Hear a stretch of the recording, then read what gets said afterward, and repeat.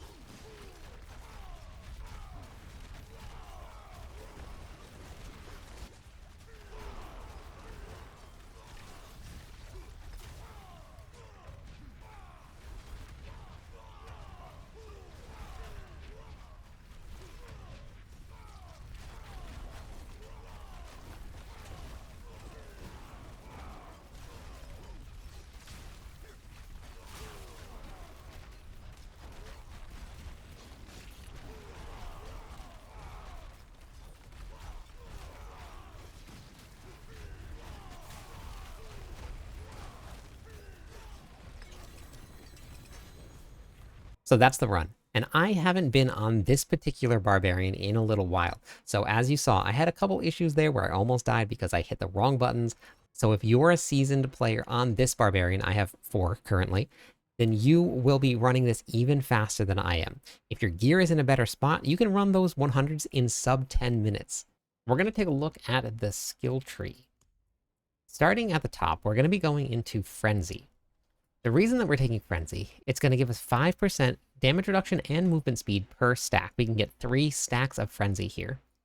We're going to be going into Pressure Point and then 3 points into Warpath. After overpowering, you're going to deal additional increased damage for 4 seconds. We're going to do 3 points into Tempered Fury. This is going to give us additional max Fury. We're going to need to stack as much Fury as we possibly can because we're going to be running a Ramalodni's build. Ramalodni's does additional damage based on your maximum Fury.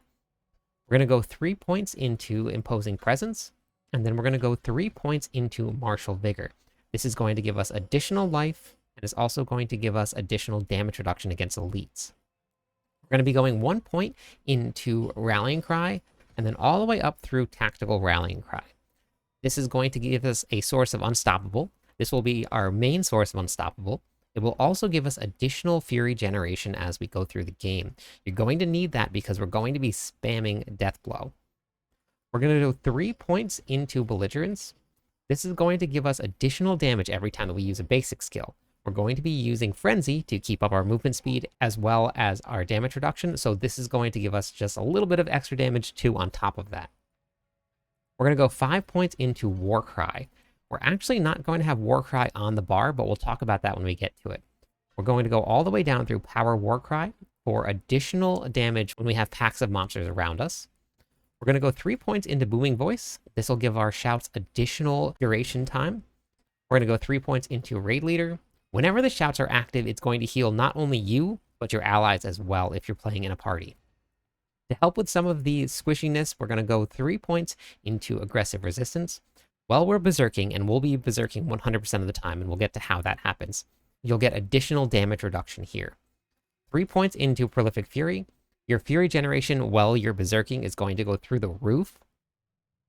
We're going to go 1 to 3 points into Pit Fighter, and then we're going to take 3 points into Slaying Strikes.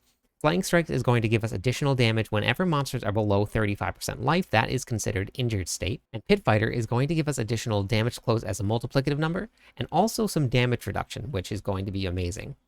We're going to be taking Rupture. The reason that we're running Rupture here is simply because we want to get the 40% increase to attack speed. It is huge. I'll show you the difference in the gameplay loop at the end of the video, what it looks like with and without Rupture. We're going to go into Death Blow. We're really just using Death Blow as a catalyst to spend Fury, and then also this is our source of berserking right here. If Death Blow damages at least one enemy, gain berserking for 3 seconds. Death Blow is one of the fastest attacking abilities that the barbarians have if you run it correctly. This is going to be our source of spending Fury, and we'll talk about why we need to spend Fury incredibly fast later on. We're going to go 1 point into Thick Skin so we can unlock a counter-offensive. This is going to give us additional damage when we're over 50% of our life is Fortify. We're going to go 3 points into Duelist. Like I said, we're going to be running a Ramalodni's build, so we're going to be using one-handed weapons. We're going to go 3 points into Invigorating Fury. Every time that we spend 100 Fury, we're going to heal for a percentage of our life. We're going to go 5 points into Wrath of the Berserker. Then we're going to go all the way down through Supreme Wrath of the Berserker. This is going to give us additional damage, additional Fury generation, Unstoppable, and some additional movement speed. So this is going to be really, really awesome here. We're going to be taking Unconstrained. This is going to give us additional damage while we're berserking, and while you're below 65% life, you're going to get some additional physical damage reduction. So if you have one of those moments where if you watch the run, I had a couple of them, you're going to have that extra layer of protection to keep you alive. All right, we're going to take a look at the Paragon Board. When you're building Paragon boards this season, you want to be very specific when you're looking at a build guide. Make sure that the build guide doesn't just have a build, and this also goes for next season, that runs straight to 300 points.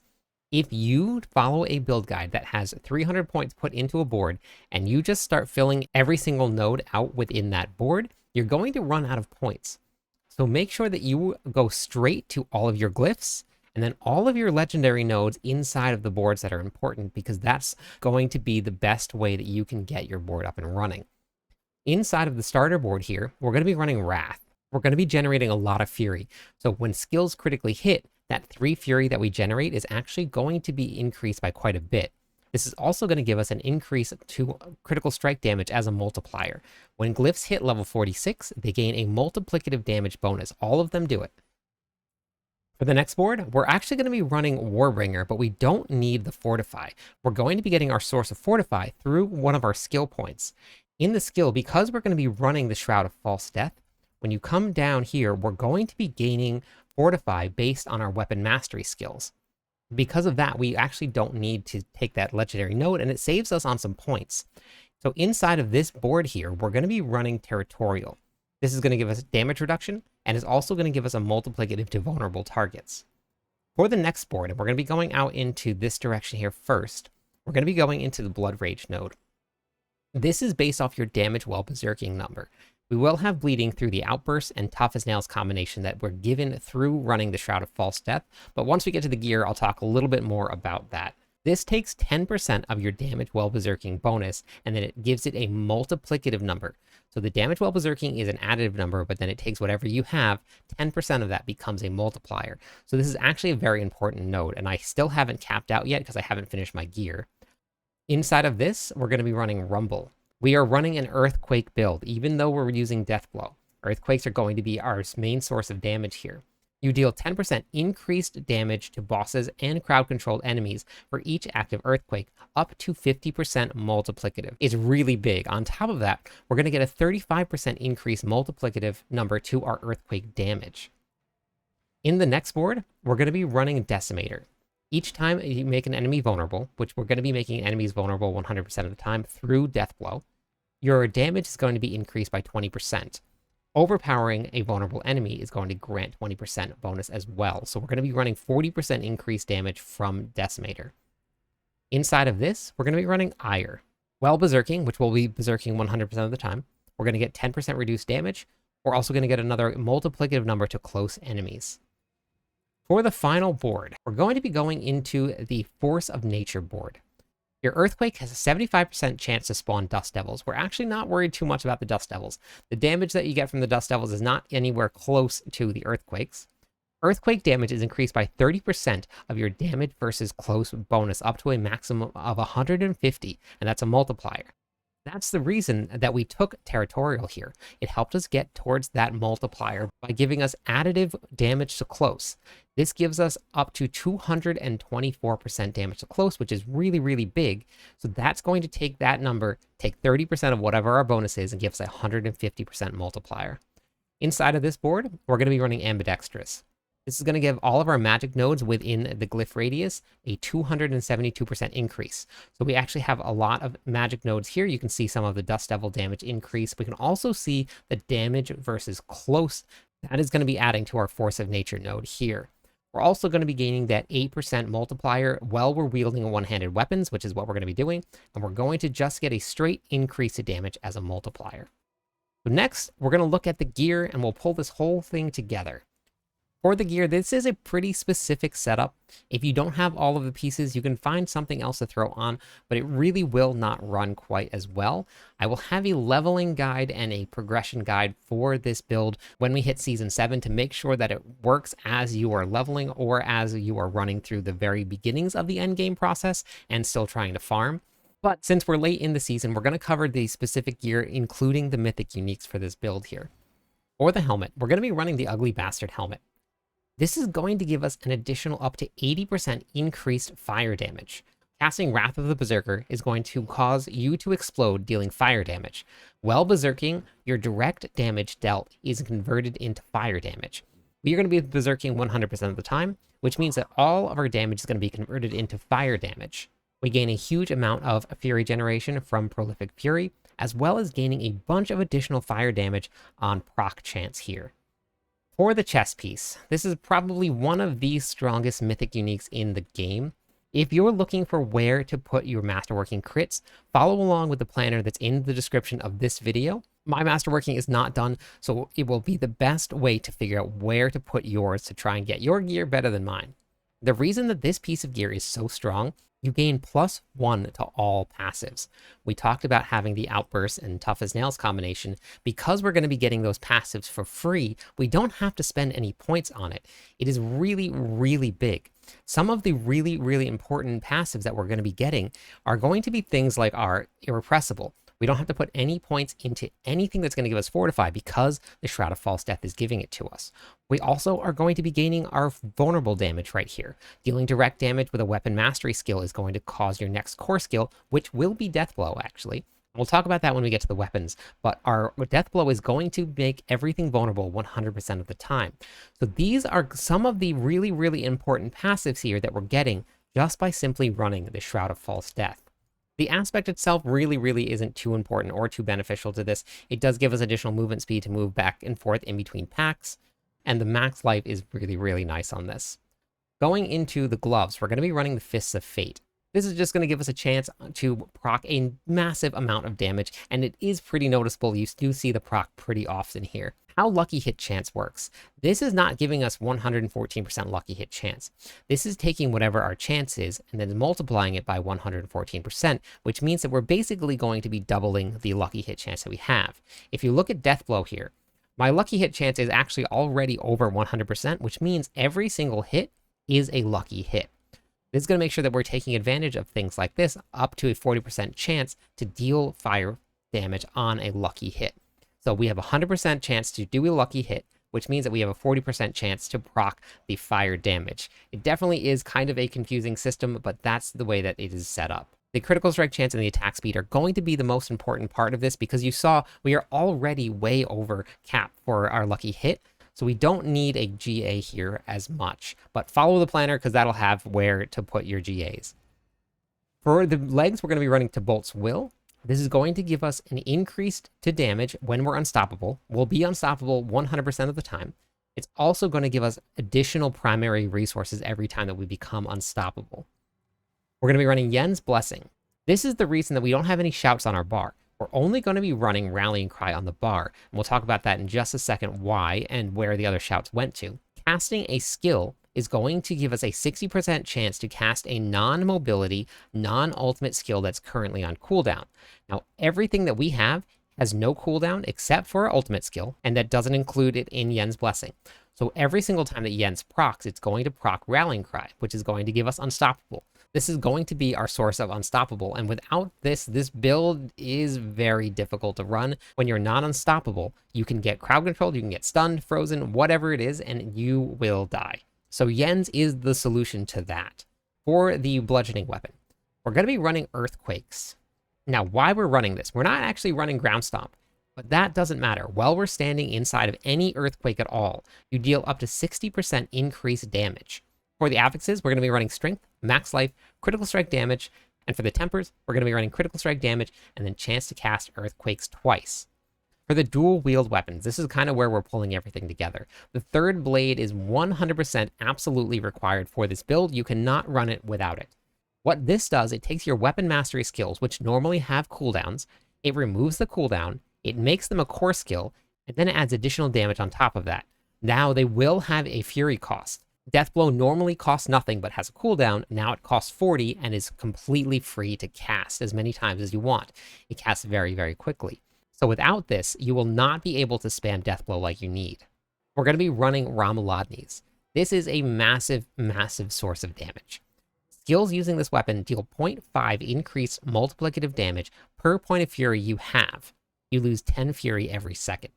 This is why fury generation is going to be so important. Losing that fury every 10 seconds and the cost of Death Blow combined, we need to be able to generate more fury than that. Now, this is only skills using this weapon. That's why Death Blow is currently set to using dual wield weapons. In order to set your weapons, you have to bring up the skill, and then you go down to where it says cycle weapons. Then you can cycle through and choose the weapon that you want to use. We're going to be running with the dual wield setup here. That's going to give us the skill that we're going to get from this aspect here and the additional damage. For the slashing weapon, we're going to be running the Grandfather. This is going to be a great source of maximum resources, which is going to boost the Ramaladni's damage.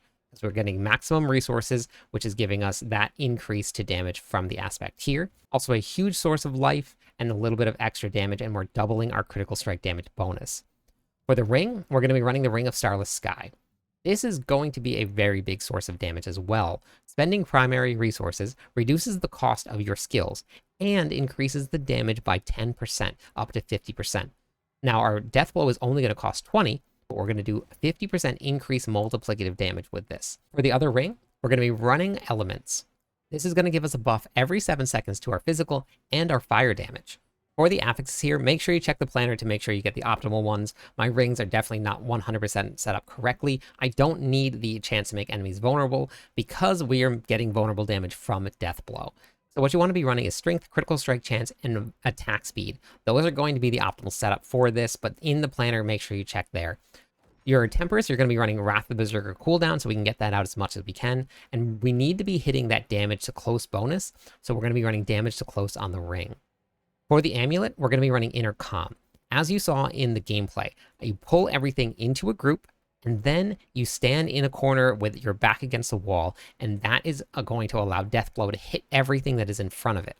So because we're standing still, we're going to make sure that we're taking advantage of Inner Calm. It's going to triple that 18% damage bonus while we're standing still for 3 seconds. So it's a huge source of damage for us. For the affixes, we're going to be running Strength, Max Life, ranks to Pit Fighter. For the Tempers, we're going to be running Damage while Berserking, and then we're going to be running Earthquake Size here. To make sure that this build is running optimally, you want to be getting as absolutely close to 100% critical strike chance as you can. We're going to get that through a lot of different sources. You saw that there's critical strike chance on the ring. We're going to have critical strike chance on the gloves. You want to try and get as close to 100% as possible because that is going to give you the best setup for this particular build. There are a lot of builds where running 70 to 75% will be more than enough. With this build, you want Earthquake to be critting 100% of the time because that is going to be the main source of damage here.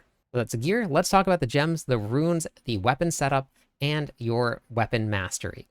For the gems, I'm currently capped right now on my resistances, so if you need to replace any of these with a skull, you can to hit this. I normally run incense because it is relatively cheap at this point in the game, so running incense would put me over cap of 1,000. So you can kind of mess around with whatever you want in your jewelry. Inside of your armor, I was moving this piece around. It was on another character, so it's actually supposed to be rubies. You want to get as much strength as you can. Inside of your armor, you put all of the rubies. Don't put the runes inside of the armor. The runes can go in the weapons because the strength is going to be a much bigger multiplier to your damage. For the runes, we're going to be running Lith Tech. Standing still while fighting. So when you're in combat, every 1.2 seconds, we're going to generate an Earthquake. For the 2 dual-wield weapons, we're going to be running Emeralds. This is going to give us additional critical strike damage, which will be multiplied by the Grandfather here.